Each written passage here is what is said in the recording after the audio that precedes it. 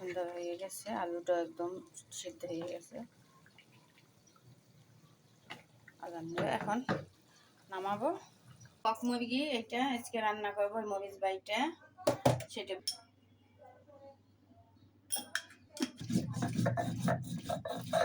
হলুদ দিয়ে বাটলে মরিচটা বাটা হয়, যেহেতু মরিচটা ভিজে নিই। এটার সাথে জিরা, পেঁয়াজ, ধনিয়া এটি সব বাইটে নেব।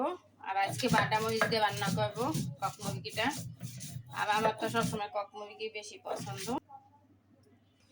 এই দেখেন হলুদ দিয়ে বাড়ছি দেখে একবার ডাইনি পিস হয়ে গেছে, আরেকটা বাটা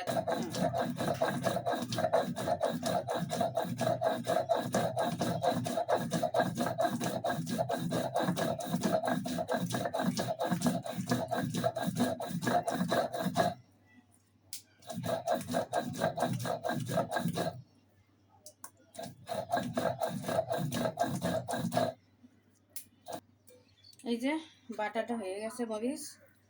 এখন এটার মধ্যে ধনিয়া আর জিরা বাটা, এই যে ধনিয়া আর জিরা একসাথে বাটি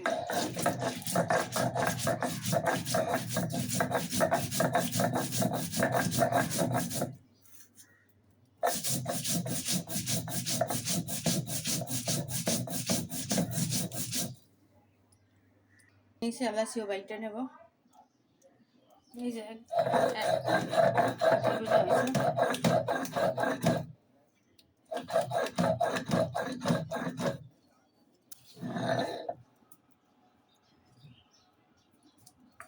জিরা, ধনিয়া, এলাচি বাইটা নেব একসাথে। এই যে পেঁয়াজ একটু ডালা দিয়ে নেই, অল্প পেঁয়াজ দিই আমি মাংসে।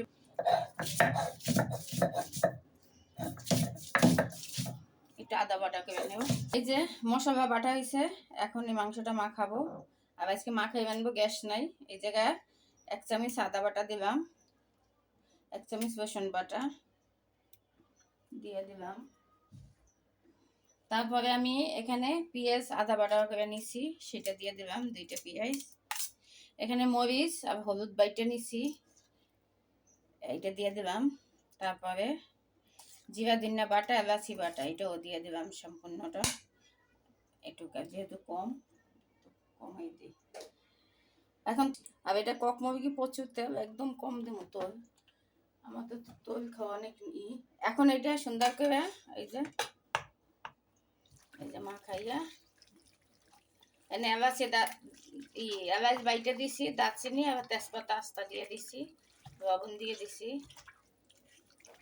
হলুদ 2 চামচ দিয়েছি, তাও একটু কম দেখায়, হলুদটা ভালো না বেশি। রাঁধুনি হলুদটা সবচেয়ে বেশি ভালো, ওইটাই নিয়ে আসবো। এখন আমি ডাইকা এই যে গ্যাস অল্প বসাই দেবো। এই যে মাখানোটা হয়ে গেছে, দেখেন কত সুন্দর মাখানোটা হয়েছে। এখন বসাই দেব, এই যে বসাই দিলাম, এখন হইতে থাক। তারপর দেখি এই যে একটু হইতে আছে, দেখছেন? এই যে গ্যাস আবার শুরু হয়েছে, গ্যাসের সমস্যা। এই যে একটু 1 মাস শান্তি থাকবে, আবার 2 মাস 3 মাস কষ্ট থাকে। এখন হইতে থাক আস্তে আস্তে। আর ওই মুরগি হইতে তো অনেক সময় লাগে। এখন দেখিয়া দেই হোক, হওয়ার পরে এই যে মুরগিটা কষানো সুন্দর হয়েছে। এখন